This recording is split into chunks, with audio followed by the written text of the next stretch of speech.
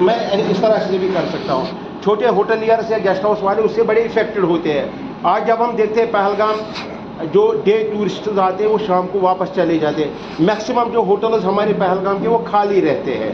Reason क्या है? उसमें जो हमारे ट्रैवल एजेंट्स है या हमारे जो ड्राइवर्स है उनका बड़ा उसमें रोल है। अब मैं वो चीज़ यहाँ पे नहीं बताना चाहूँगा कि मसला क्या है।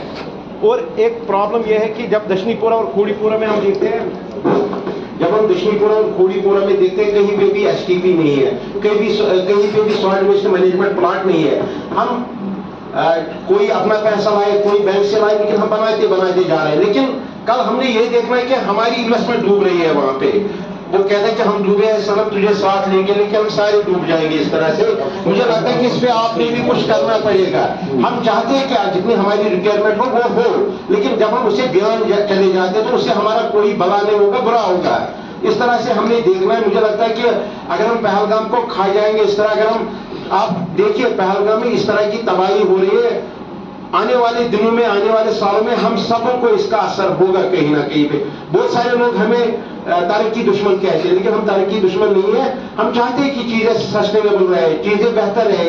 अगर हम कहेंगे कि हम एनजीटी में एक दिन भागते, दूसरे दिन हाईकोर्ट में भागते, तीसरे दिन और कहीं भागते, पता नहीं लोग किस तरह से हमें देखते। लेकिन मुझे पता है कि आने वाले सालों में हमारे साथ क्या होने जा रहा है।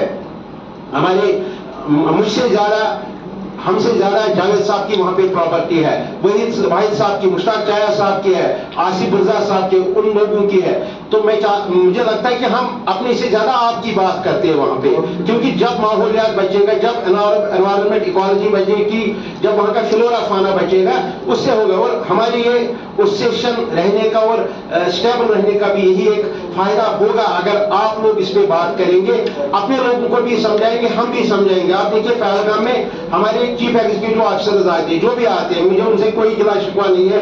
आप देखिए अपनी वो टर्म निकाल के क्या करते हैं, वो निकल जाते हैं, ना वो एसटीपी को अपग्रेड करते हैं, ना वो सॉइल वेस्ट मैनेजमेंट प्लांट को अपग्रेड करते हैं। वो अपना टर्म निकाल के भाग जाते हैं। वहां पे जो होटलियर्स को नहीं पकड़ता हूं, मैं अपने लोगों को भी कहता हूं कि गलत कहीं ना कहीं हो रहा है, वो हमसे हो रहा है। तो मुझे उम्मीद है, मैं ज्यादा तकरीर भी नहीं करूंगा यहाँ पे।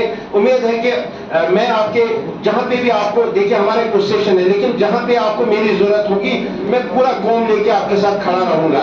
शायद जो लीडर्स होते हैं ग्राउंड में उनके साथ लोग नहीं होते, हमारे साथ लोग हैं, मैं लोग निकाल सकता हूं आपके साथ। लेकिन जब आपको मेरी जरूरत होगी, मगर शर्त यह है कि हम बेहतर करें, हम एक वेलफेयर एसोसिएशन बने, हम एक वेलफेयर सोसाइटी बने जो हम कौम के लिए कुछ बेहतर करें, न कि अपने लिए कहें। लास्ट में मेरा शेर याद आ रहा है कि वो कहता है शायद कि उसके कत्ल पे मैं भी चुप था, मेरा नंबर अब आया, मेरे कत्ल पे आप भी चुप है, अगला नंबर आपका है। जलते घर को देखने वालों, फूस का छप्पर आपका है, आग के पीछे तेज हवा है, आगे मुकद्दर आपका। शुक्रिया।